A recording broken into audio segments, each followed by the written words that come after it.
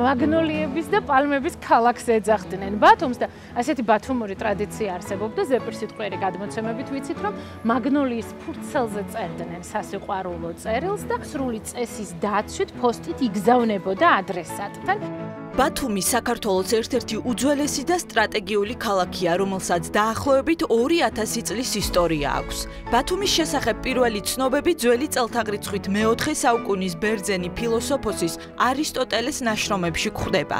ის შავი ზღვის სანაპიროზე კოლხეთში მდებარე ქალაქს ბათუსის სახელით მოიხსენიებს. თქვენ მითხარით რომ ბათუმზე საუბარი აუცილებლად ნავსადგურიდან უნდა დავიწყოთ. კი, სხვაგვარად არ შეიძლება, იმიტომ რომ ბათუმს თვითონ ქალაქს და ნავსადგურს საერთო ისტორია აქვს, იმიტომ რომ ერთად ვითარდებოდნენ სახელწოდებაც ბათუმი, იცით თქვენ რომ ბერძნული წარმოშობის არის და ღრმას ნიშნავს. ბუნებრივად ღრმაწყლიანია ეს ნავსადგური და თავისუფლად შეეძლო ძალიან დიდ გემებს შემოსვლა ბათუმის ნავსადგურში.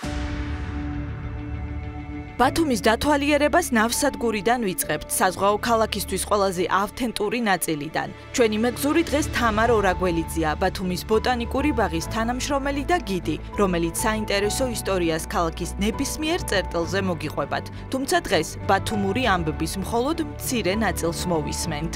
ალექსანდრე დიუმა ამბობს, რომ ბათუმში წელიწადი და 15 დღე წვიმსო, იმიტომ რომ პირველი ვიზიტის დროს კოკისპირულად წვიმდა, მეორე ვიზიტი წელიწადი და 15 დღის შემდეგ განახორციელა და ისევ კოკისპირულად წვიმდა და გაჩნდა მემუარებში ფრაზა, რომ ბათუმში წელიწადი და 15 დღე წვიმს. ნავსადგურიდან ბულვარისკენ გზას ფეხით რომ გაუყვებით, ბათუმის შუქურამდე მიხვალთ. პირველი შუქურა აქ 162 წლის წინ აიგო. მისი ნათება დაახლოებით 26 კილომეტრია და შავ ზღვაში შემოსულ გემებს მიმართულებას დღემდე უჩვენებს. შუქურაც ფრანგების აშენებულია და ბულვარის განაშენიანება, სადაც დღეს ეს შუქურა დგას 1891 წლიდან დაიწყო და რესლერთან და რეიერთან არის დაკავშირებული უკვე მოგვიანებით ფრანგი ლანდშაფტის დიზაინერი მიშელ დალფონსი ერთვება. 1891 წლიდან, ანუ ბულვარის მოწყობიდან ქალაქში მალევე გაჩნდა ყავახანები, რაც ბათუმის კიდევ ერთი სავიზიტო ბარათი გახდა. მაშინ მნიშვნელოვანი ამბები თურმე ფინჯან ყავასთან წყდებოდა. თუმცა აქ ღვინის სურნელი ნაკლებად იგრძნობოდა, უფრო ყავის არომატი იყო ყველგან. არაერთი მწერლის მოგონებებშია ეს ყავახანებზე საუბარი, რომ ბულვარის მიმდებარედ 25 ყავახანა იყო. ყველა ყავახანას თავისი პრეზიდენტი და ვიცე-პრეზიდენტი ყავდაო.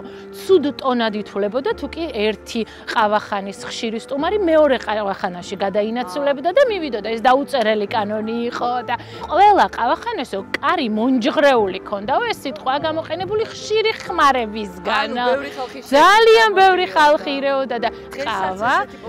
რა თქმა უნდა, პირველი, როდესაც შენ სტუმრად მიდიხარ ბათუმელთან, ის ერთადერთ კითხვას გისვამ შაქრიანი თუ უშაქრო, თორე ყავა აუცილებელი რიტუალია, რა თქმა უნდა. რითია განსხვავებული ეს ნალექია? ბათუმური სიყვარული და ურთიერთობა მოყვება ჩაროზად. ბულვარში გვერდს ვერ აუვლით თეთრ კოლონადებს. ამ ადგილს ტურისტებისა და ადგილობრივებისთვის განსაკუთრებული დანიშნულება აქვს.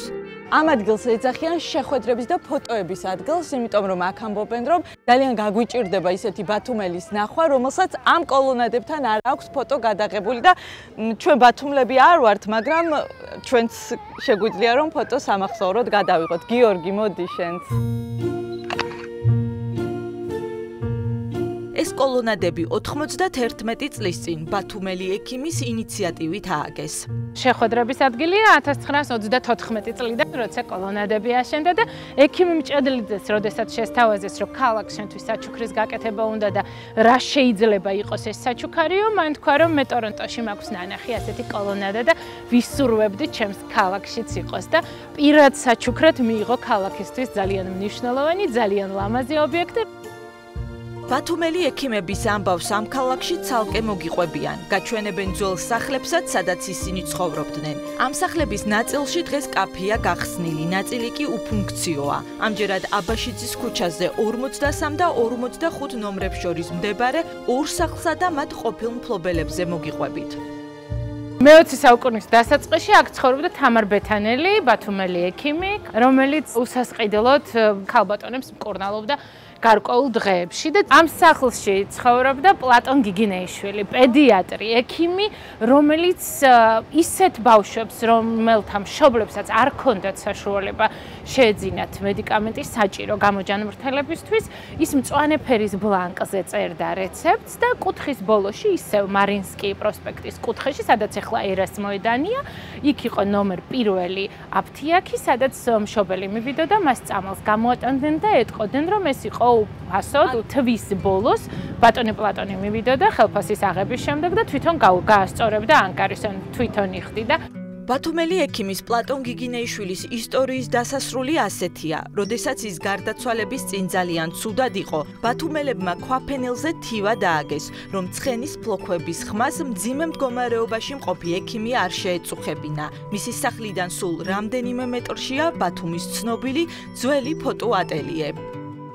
ანუ ეს არის ძველი ფოტოატელიე. კი, საინტერესო სახელწოდებით. გიგზავნი მოკითხვას ბათუმიდან. თვითონ ფოტოს ეწერა გიგზავნი მოკითხვას ბათუმიდან და გასაგები იყო, რომ ფოტო გადაღებული იყო ბათუმის ფოტოატელიეში და ეს იყო რა თქმა უნდა ესეთი კულტურული კერა, სადაც იკრებებოდნენ ჯერთი მარინსკი პროსპექტი იყო ბუნებრივია ეს საინტერესო. ქუჩას ერქვა მარინსკი. მარინსკი პროსპექტი, დიახ, იმპერატორის მეუღლის საპატივცემულოდ, მარიას საპატივცემულოდ დაარქვეს. ამ ქალაქში საინტერესო ისტორიას ყველა კუთხესა თუ შენობაზე მოისმენთ. ცალკეა მოსაყოლი მულტიკულტურულ და მულტიეთნიკურ ბათუმზე. არ უნდა გამოგრჩეთ ერას მოედანიც, სადაც მე-20 საუკუნის დასაწყისში თურმე 22 ქვეყნის საკონსულო იყო განთავსებული. ცალკე ერთი დღე უნდა გამოყოთ ბათუმის ბოტანიკური ბაღისთვის, რომელიც ქალაქიდან 9 კილომეტრში მდებარეობს და სადაც მთელი დედამიწის სუბტროპიკული ფლორაა წარმოდგენილი. გაგიჭირდებათ აქედან წასვლა. მთავარია მოხვიდეთ. ამ ტერიტორიაზე პირველი ბოტანიკური ბაღი 133 წლის წინ გაშენდა, ხოლო ბათუმის ბოტანიკური ბაღი ოფიციალურად 113 წლის წინ გაიხსნა. ყოველდღე მუშაობს. რა თქმა უნდა, ბაღი აბსოლუტურად ყოველდღე მუშაობს, გვიან საღამომდე, საღამოს ბილეთი შეძენა 8 საათამდე. შეგიძლიათ დილით რომელი საათიდან რომელ საათამდე? დილის 9 საათიდან ბაღი უკვე იღებს ვიზიტორებს. აქ დროის სასიამოვნოდ გატარება ნებისმიერ დამსვენებელს შეუძლია. თუ ლაშქრობა გიყვართ, შეგიძლიათ ბაღის მეორად ბილიკებს გაუყვეთ. თუ ფეხით სიარულის მოყვარული არ ხართ, მაშინ ელექტრომობილის ქირაობა და ბოტანიკური ბაღის ასე დათვალიერება შეგიძლიათ. აქაა ზიპლაინი ექსტრიმის მოყვარულებისთვის და საპიკნიკი ადგილები ბუნებაში დასვენების მსურველებისთვის. დღის ბოლოს კი შეგიძლიათ ზღვის ხედებითა და მზის ჩასვლით დატკბეთ.